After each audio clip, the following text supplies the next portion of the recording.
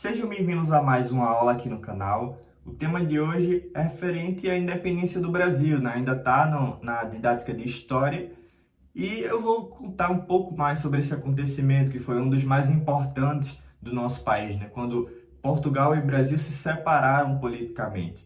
Então a gente tem aí o acontecimento que ocorreu em torno de 7 de setembro de 1822, né? E reflete diversas situações, né, para isso ter acontecido. Uma delas foi a dificuldade que o Dom Pedro teve desde o início do seu governo, porque quem observou a aula anterior sabe que Dom João VI, quando saiu daqui do Brasil, ele esvaziou todos os cofres do Banco do Brasil.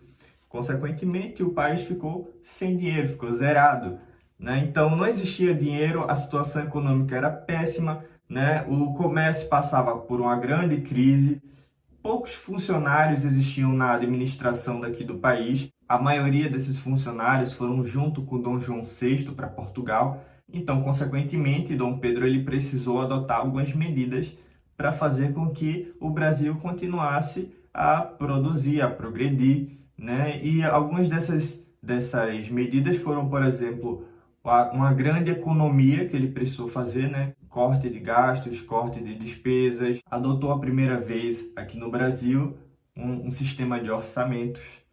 E ainda tinha outro detalhe. As juntas do Pará, Maranhão e Bahia não reconheciam a autoridade de Dom Pedro. Eles não acatavam os decretos. Então isso tornou-se uma dificuldade, né, entre essas províncias. Além dos conflitos de interesses que existiam dentro dos partidos políticos aqui no Brasil, né? A gente pode citar aqui o Partido Português, o Partido Monárquico e o Partido Republicano. O Partido Português, eles queriam que o Brasil ele continuasse uma colônia, né? E que o domínio do Brasil fosse um domínio a partir da metrópole, né? Já o monárquico, eles queriam que o Brasil fosse independente, né? E que o imperador fosse Dom Pedro.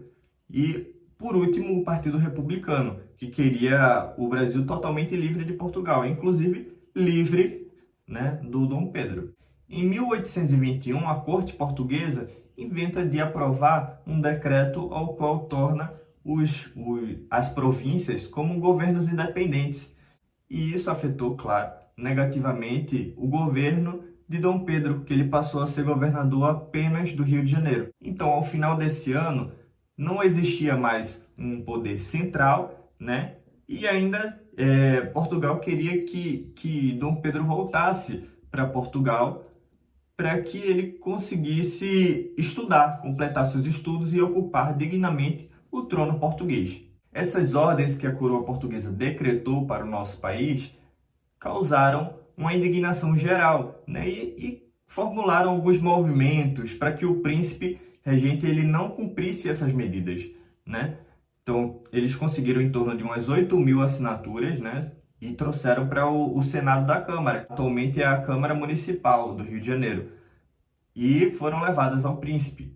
O que é que Dom Pedro resolve? Ele pede para que autorizem a divulgação da fala dele dessa seguinte forma: como é para o bem de todos e para a felicidade geral da nação, estou pronto. Diga ao povo que fico. E essa carta foi enviada para Dom João VI, né, em 9 de janeiro de 1822, e foi conhecido como o Dia do Fico. Então houve muita festa, muita euforia por conta dessa fala de Dom Pedro, né? E isso foi um grande passo para a independência do nosso país. Em virtude dessa decisão, né, Portugal atraca uma esquadra para levar o príncipe Dom Pedro de volta para Portugal. A corte portuguesa daí começa a criar outras medidas para que haja uma recolonização do Brasil, porque eles já estavam vendo que estavam perdendo aos poucos. Foram criadas providências a favor da independência do Brasil, orientado por José Bonifácio. Foi oferecido também pela Câmara um título de defensor perpétuo do Brasil a Dom Pedro, né? Foi criado aí uma Assembleia Constituinte, né? Entre outros acontecimentos. O que acontece? As tropas portuguesas foram consideradas inimigas, E houveram muitas lutas na Bahia contra os soldados do general Madeira, que era o general que estava ali, o oficial português que estavam comandando essas tropas, essas embarcações. E foram enviadas forças para ajudar esses nacionalistas, né? Esses brasileiros que estavam querendo expulsar essas tropas portuguesas daqui do Brasil. Foi encaminhado um manifesto para Dom Pedro defendendo a independência, e também chegou a ele cartas e despachos de José Bonifácio e Dona Leopoldina, que chegaram às mãos dele em 7 de setembro de 1822, justamente naquela data que eu tinha falado. Ao ler os decretos e as cartas, Dom Pedro sentiu que era hora de agir. E direcionado à comitiva dele, ele falou: camaradas, as cortes de Lisboa querem mesmo escravizar o Brasil. Cumpre, portanto, declarar já sua independência. Estamos definitivamente separados de Portugal. Daí ele ergue a espada e grita: independência ou morte.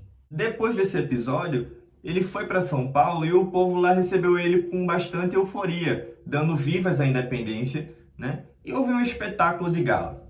Após 3 dias, Dom Pedro ele volta para Rio de Janeiro e é saudado pelo povo durante a viagem. Durante toda a viagem, as pessoas foram cumprimentando ele: Dom Pedro, viva a independência e etc. Foi aclamado imperador no dia 12 de outubro. Resistências às províncias existiram, né, os fiéis ao governo de Lisboa. Mas ele estava tentando pacificar essa situação. A mais demorada foi a Bahia, que tinha em seu porto navios e muitas tropas do general Madeira. Mas ele foi obrigado a sair de lá, então ele não ficou muitos meses lá. Ele foi obrigado a sair de lá a partir de um bloqueio do Porto de Salvador pela esquadra do almirante Crocane, que venceu a resistência lusitana no Maranhão e agora estava lá na Bahia. No Pará, quem conseguiu vencer a resistência lusitana foi o capitão Grenfell, né? Já a resistência em Montevidéu, província da Cisplatina, foi vencida em 1823. Portugal reconheceu a independência só em 1825. O Brasil, a partir daí, deixou completamente de pertencer a Portugal e passou a criar suas próprias leis, né? Não tinha mais dependência do governo português para criar nada, para fazer nada.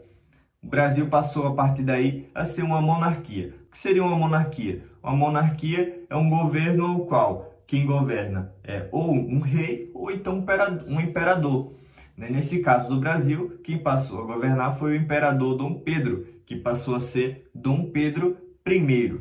Então é isso, a gente já está finalizando por aqui mais uma aula de história. Quem gostou, curte, compartilha com os amigos, se inscreve no canal, habilita o sininho para chegar sempre mais notificações para vocês e até a próxima aula.